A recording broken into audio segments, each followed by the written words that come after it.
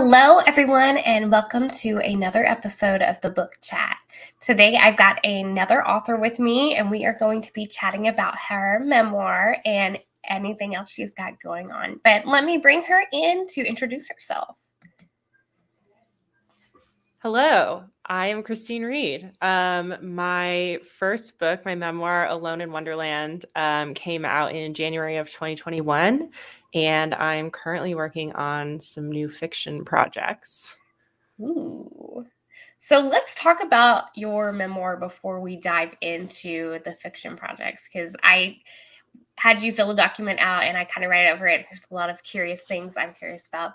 So let's talk about Alone in Wonderland. Tell me what it was like putting your journey down on paper. It was like a whole second journey after the first one. I decided I wanted to write the story about my through hike of the Wonderland Trail sort of while I was on the trail hiking.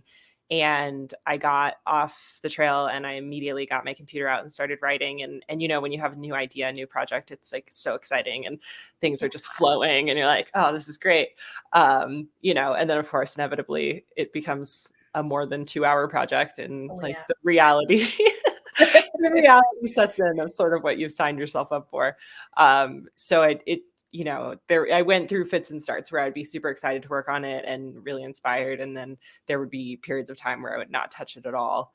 But it took about 2.5 years from the day I said, I'm going to write a book to the day I was holding a book in my hands. Dang, that is awesome though, because it's hard. Like, describe that feeling you felt when you finally got that book, like the first little physical copy of it.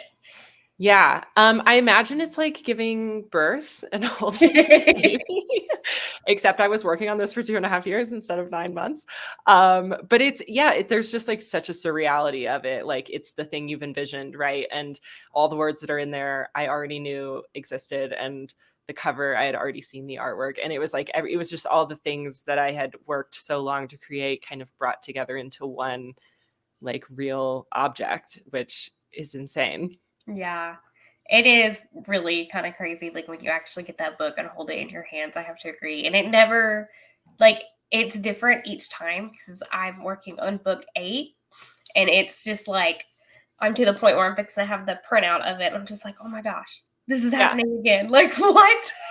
Well, and so they sent me a proof, which I thought was going to be a copy of the book. And it was not at all that. It was like 3-ring punched with rings on it. Oh. And so when that arrived, I thought it was a book and I opened it and I just had like the biggest disappointment of like, this is not a book. Yeah, that would mess with me too. Cause like I did mine through like indie publishing stuff and it so the proof was the actual, like a copy of what the book was going to look like when I got it. So it was it's weird. So yeah, I was definitely expecting that. And I had my partner videotape me opening it. And the video is so funny because I'm just like, oh my God, it's here. And I like open it and I'm like, this is not what I wanted. The disappointment is real. Like, did you share that video? Because I'm sure like your readers would love that too. So yeah, if you scroll back on the Instagrams, it's on there. Yeah. Nice. Gosh. So what are some of the stories that stood out to you the most when putting everything down, like along the trail? I know there's a lot you have to work through being out there alone in the wilderness. It's always something I've kind of always aspired to do, but I haven't got there yet because life keeps throwing me for a loop. But tell me a little bit about that. Yeah. I mean, first I'll say if you have the opportunity to do it, do it. Go out into nature by yourself because it's such a powerful experience. In the book, I tell my story about hiking the Wonderland Trail, which is under 100 miles, and I hiked it in 11 days. And so you get a really up close and personal of like what that 11 days looked like. And it's everything from just like walking through nature and it like taking in what is around me. And I think that in itself is such a powerful experience. But then too, the trail community is such a special thing. And when you're out there in the backcountry and there are other people who are also hiking and you meet strangers and the kind of instant camaraderie is so beautiful. And like it's a powerful connective human experience, a lot in the same vein of sharing story and like being a writer. I find so many similarities between the trail community and the writing community, and the power of sharing those stories. But if you want like a specific story, um, I do tell the story of my bear encounter on the Wonderland Trail in the book, and I did have a very up close and personal experience with two like yearling black bears, Mhm. and they were running through my campsite and saw me. Like I was in my tent, and I don't know if you're familiar with backpacking tents, but they're very tiny. And so I'm like sitting on the ground in essentially a tent that's hardly bigger than my body. And these two bears just like run through my campsite, and they like turned on a dime when they saw me and were like, "Oh, what's this?" And sort of like flanked me. I had one on Oh, each side of no. me, and close enough that if I wasn't in a tent, I could have touched them. Like they came Oh. right up to me, and I could see their nostrils flaring. They're like smelling me. And I was like, oh God, I spilled almond butter on my pants like 6 days ago. Oh, Like, no. they definitely smell that along with all of my other human smells. And I was just like, okay, please go away. There's nothing I can do. When they're that close, there's nothing you can do. You're just like, I'm just going to sit Yeah. here and hope that they don't find me that interesting. And Yeah, I would freak out because those tents are really small. Like, it's just like you, and it just is enough to cover, like, give you a little bit of shelter. So, wow, that's crazy. definitely one of the scariest wildlife experiences I've had. Yeah. Oh, gosh. I can only imagine. What was it like? Did you kind of like relive all the emotions you felt when you were putting the story down? Mm. That is a really interesting question because I've been told a lot. Well, I was told a lot during the process of writing. Like, even if your book's not successful, like, at least you had the experience of writing it. And I'm sure that was really cathartic and like all of these things that people say about writing. And in some way, totally true. Yeah. I really wanted to reach people with my stories. So when people said that to me, I was annoyed. But I did have a really kind of therapeutic experience of reliving my time on the trail, but also the stories from the past that I included. And those, I think, were the ones that were a little bit more emotionally poignant for me. Mhm. Um, and there was even, that practice of like, okay, I'm going to write this scene from 10 years ago. So I'm going to sit here with my eyes closed and just like remember everything I can remember and start to put words to it.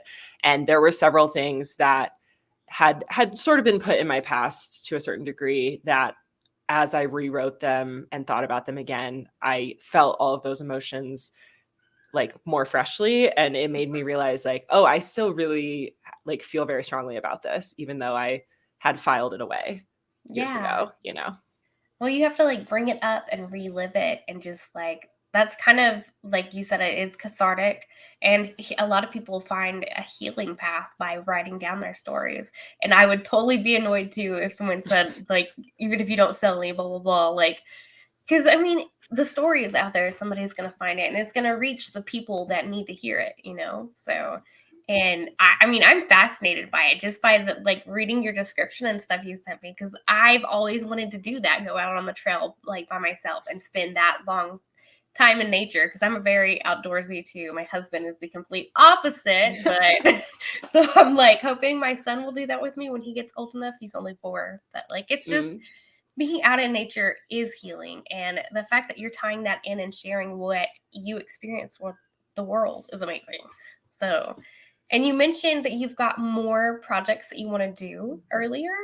Let's kind of talk about that. You mentioned in the document you want to write another memoir and you're working on fiction stuff. So, yes, I have. I think once you have finished a really big project, the brain is like, "Ooh, we could do so many different things." And so, like, even as I was writing Alone in Wonderland, I was having ideas, mhm, and I was like, "Okay, I can't, absolutely cannot go in any other direction right now. I have to finish what I'm doing."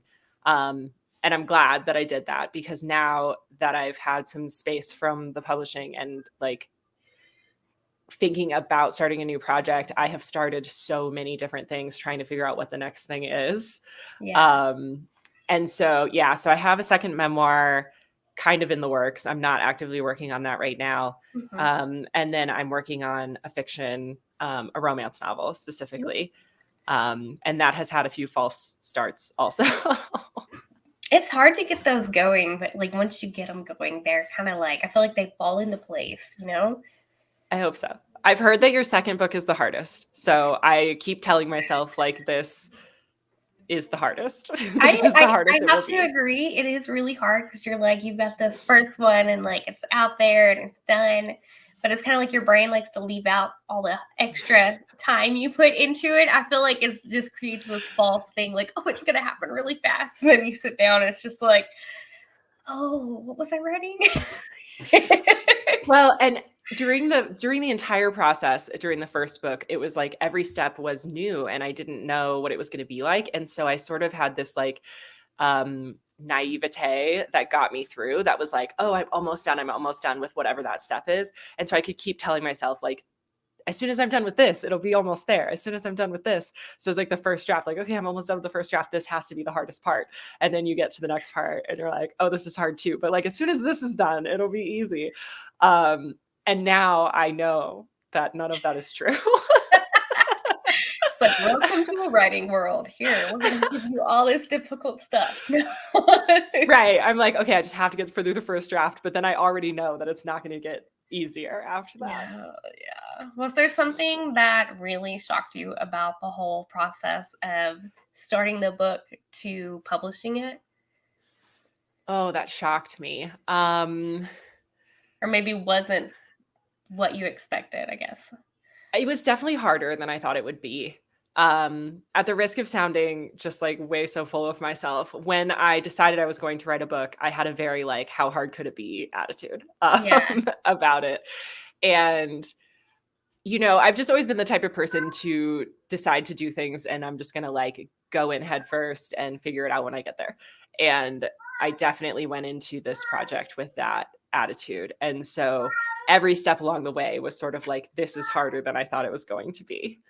Um, but it was like, it's not one specific thing. It was like the writing, then the editing, then the administrative parts of like putting the book together. And then since the book has been published, like all of the marketing, all of the, you know, I do speaking events and I travel a lot to go to different places. And it's like not just speaking at events, which gives me anxiety, but also I have to call these places and book events and sell myself first to the person who chooses who speaks. And then also then I have to go speak. So it's a constant, every step along the way is a new challenge. And it's like wearing 100 different hats, you know? Oh, yeah. And it's never ending either, because that's something like on my end I've learned. Like, you constantly have to switch and shift gears, and you're like, oh, I just want to have a break. And then something else is like, hey, knock, knock, knock. And you're like, no, just like a day. Give me a day. Let me just sleep. Just not Right. do any book function stuff or anything related to it. Just let me have that time. So Well, and just like, okay, now go through all of the challenges of writing a book again, but also keep marketing your first book. yes. And marketing is the hardest part, I think. It's just, and it's constantly changing. Do you use social media to help kind of promote it? Yeah. So since my book launched in January of 2021, there were really no live events happening at that time. And so my first year of the book being born was all social media. And so I have a decent size Instagram presence. Mhm. And that was kind of my main thing. But then, of course, as soon as you get into the writerly world, people are like, oh, you have to be on Twitter, you have to be on Goodreads. And then, you know, then TikTok comes out and it's like, if you want to talk to the kids, you have to be on TikTok. And I'm like, am I too old for this? I feel that You so guys, much. like I'm 32, like Yeah, I'm already too old for things, and that is crazy to me, but it's also like it's really overwhelming. And yeah. now that Twitter's having whatever's going on with Twitter, then Oh, people are like, oh, we're moving to Mastodon, oh, we're moving to this, like things I'd never even heard of. And I I was like, know. do I have to go there too? The Yes, Hive, I've been something called thinking the the Hive. same thing. I'm like, "What is this?" Like, "What?" And I'm like, I can't do it." I can't. So Right. And it's like there's, you know, there's different people on all of these platforms. And it has yes. gotten to a certain point where like I've sort of saturated my Instagram following, that everyone who's following me who's gonna buy a book has bought one. And Yeah. so it's like I still want to be on Instagram. I still want to interact with these people. These are my community that I have built. And but also it's not selling books at this point, Yeah. you know? I feel like it's hard to sell anything anywhere right now, honestly. I don't know if it's the holidays or what, but I'm just like, okay, guys, like, hey, what's going on? Yeah. So, because I've also like mentioning the Master of John and Hive thing, I've seen so many comments about that. I'm just like, I can't do it. I actually Mhm. cut back on where I am on social media because it's just too much. Like, it is Right.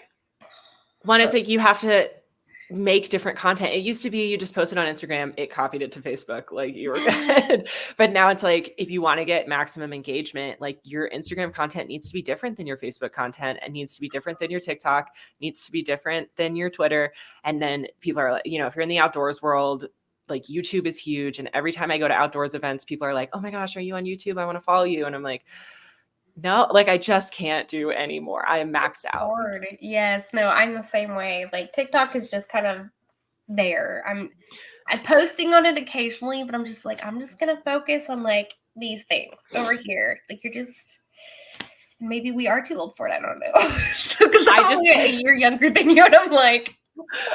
I just think you can't do everything. And there's a reason that every single company has entire staffs of people to do social media. Oh And yeah. it's like, at a certain point, I would love to be successful enough that I can pay someone else to do my social Yes. media. Goals. But then is it even worth it? Because so much when you're the author, like you are the product, people want a glimpse of you, of your Hmm. life. And so having someone else do your social media kind of like negates Yeah. that a little bit. Yeah. Yeah, I feel that. But I've seen a couple authors like it's been successful for them. Like they find like a personal assistant that kind of matches their personality and things work out like that, but finding that person that matches, that's the hard part. Like especially if you're looking online, you're like, do we really match? Like are you really gonna mirror like who I am, you know? Well, and who knows more about social media than I do? You know what I mean? Like, Yeah. I am no expert, but I also wouldn't know how to know if someone else knew what they were talking about. Yes, yes. On the trail with everything that was going on, did you take a journal to kind of keep up with things, keep up with your thoughts and stuff? I did not. I was never planning on writing a book, and Mhm. I've never been a big journaler. I've tried in the past, like from the time I was like 6 and I got a little diary with a lock on it or Yeah. whatever. I've tried over the years several times to start a journaling practice, and it just never has stuck. It's not a habit that I'm good at. Yeah, I just wondered because like that's a lot to pull like off out of memory, but then again, memory is really good. So that just it's cool that you were able to pull so much that happened from the trail and from the past and put it into a format. Yeah, I think our brains, like, we remember the things that we have emotional connection to, and we remember like specific details that are tied to our emotions. And I think that translates so well to writing because you kind of forget all the like blah blah unimportant things. And Mhm. when you sit down and try to remember like what happened on this day, then the things that you remember are the things that are important to the Yeah. story of your life. On the trail, what was your favorite thing that happened or that you experienced? Um, I hung out with 2 women the last couple of days that I was on the trail who happened to be hiking kind of same places as me. And they were a bit older than me in their 40s, and cousins. Hmm. And they had such an interesting dynamic between the 2 of them. And yep, But you were talking about the cousins on the trail. yes. Yeah, so I met these 2 ladies and they were they think they were on their first day on the trail when I was on my ninth day, because it's a loop and so you can get on in different places. Oh, And we just like made really fast friends and hung out for the next 2 days, and it was really nice because I'd been on the trail for 9 days at that point, so I was sort of exhausted and I had met a lot of people but hadn't had any really like great connections, and I just thought like, wow, these 2 ladies are super cool, and like getting to spend like girls time with like 2 new friends. And it was raining one day, and so we walked through the rain, and having people with you when it's raining and it's like bleak out is really nice. And then one of those gals and I have stayed in touch, and we have gone, a couple years ago, we ran rim to rim in the Grand Canyon together. Ooh. And then just this past fall, when I was in Washington, where she lives, we went and did like some hiking around in Washington. And so it was a really nice, like when I met them, I thought these ladies are really cool and I could totally like be friends with them. And then I've actually gotten to stay in contact and like have further adventures since, which has been really cool. That is awesome. So you've like made lifetime friends doing it. That's Yeah. amazing. Did any of their stories or the time you shared with them make it into the memoir? Yes. Yeah. You'll see them, I think days 9 and 10. Cool. So how did you organize, because you mentioned days 9 and 10, how did you organize the layout of the memoir? So the 11 days of the Wonderland Trail each have a chapter. So there's a chapter for each day that I was on trail, plus the day before when I was getting my permit and prepping. So you kind of got to see like what it was like right before I got on. And Mhm. then in between those chapters, there is like chapters from the past. And those are also in chronological order. So you're kind of getting two chronological stories back and forth. Um, yeah. And the chapters, it's the one weird thing is the chapters that are about the Wonderland Trail are called day 1, day 2, day 3. And the chapters that are about the past are called chapter 1, chapter 2, chapter 3. So it goes like day 1, chapter 1, day 2, chapter 2. That is so cool. I like how you organize that, because it's unique, and it seems like it would be easier to follow too. I was a little concerned people would be confused, but it's weirdly been something that I've had a bunch of people comment saying they really liked. And as a reader, I was a reader for 28 years before I started writing.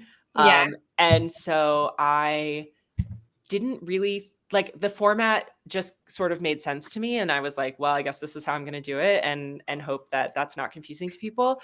But I hadn't really put that much thought into how books that I had read in the past were formatted. And I don't feel like I ever noticed things Yeah. like that. So it's been really interesting how many people have said, I really like the way the book is formatted. And I'm like, wow, I didn't know readers paid that much attention. I'm with you on that. I didn't start paying attention to that until I was an author. And it's just like, it's strange how that stuff kind of stands out to you after you've written a book. Have you noticed Mhm. that yourself when you read things? Like you're like, oh, hey, I wouldn't have probably put that there, or like whatever kind of stuff. Definitely. And I think I read somewhere while I was going through the process of writing that writing a book will ruin you for reading for the rest of your life. It does kind of like, It's it's completely so changed the weird. way that I experience books, for sure. Yes, and I never thought of it changing that, but, like, now I literally can't, like, not see, like, errors and stuff in books Mhm. when I read them, even if they're, like, one of the big 5 traditional publishers' books, Mhm. like, they have errors in their books too, and I'm just like, "Okay, like, this makes me feel good," but at the same time, I'm like, "You guys shouldn't be having this problem." Yeah. Well, and it's affected my experience reading into like on both sides, which is like I am more critical even though I was already a pretty critical reader, but Yeah. I also am more compassionate to the writer. So when I read something where I'm like this isn't objectively very good. um but I can also see as a writer what they were trying to accomplish or what they were trying to convey. So I have a bit more of a specific, like, instead of just thinking this isn't very good, I'm like, this isn't very good because they missed XYZ. But I can see as a writer what they were trying to get. And I understand where they were coming from and how they might have missed this. Yes, and I feel like that's the better part of the writer side of the brain coming in. Oh my gosh, sorry. Oh, seriously? He found the box of catnip. Oh my gosh. Anyway, now that he's trying to like take over the show, what is with you today, dude? He's like, nope. So, so you said you're working on a romance, right? Hmm. How are you going to keep it like a clean romance, a steamy romance? Like, where do you want that to go? I think it's gonna be, I've looked up the levels of romance. I think there's 4 or 5 of them.